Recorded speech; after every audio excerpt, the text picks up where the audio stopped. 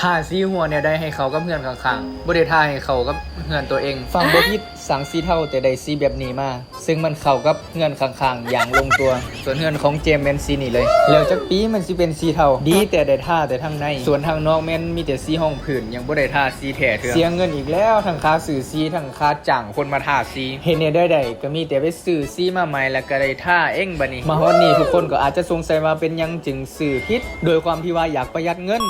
เลยสั่งซีจากฝั่งไทยบวกค่าขนส่งบวกค่ายังแล้วก็ถือกว่าอยู่ฝั่งลาวหลายเติบแล้วก็เลือกเสียดซีในโทรศัพท์คิดอยู่แล้วเบิ่งผ่านจอโทรศัพท์นี่มันต้องมีการคาดเคลื่อนเล็กหน่อยบ่คิดว่าเอามาท่าแล้วมันจะเคลื่อนลายปานนี้สุดท้ายก็ได้เสียทั้งเงินเสียทั้งเวลาเพิ่มอีกได้ไปซื้อซีใหม่อยู่ฝั่งลาวเฮาเรื่องนี้ก็สอนให้ฮู้ว่าถ้าอยากได้ซีตามที่เฮาต้องการต้องได้เข้าไปเบิ่งด้วยตาเปล่าอยู่ที่ห้านเลยในตัวนี้ก็เจอปัญหาอันนึงก็คือทาสีขาวใหม่หัวก่อนแล้วอันนี้มาทามันจะแปดลงมาจะนี่เลยทานี่แล้วต้องได้เอาสีขาวมาทาขึ้นอันนี้ก็คือกันทาแปดพยายามให้ถึกใจก็ถึกนี่ถึกเป็นที่เรียบร้อย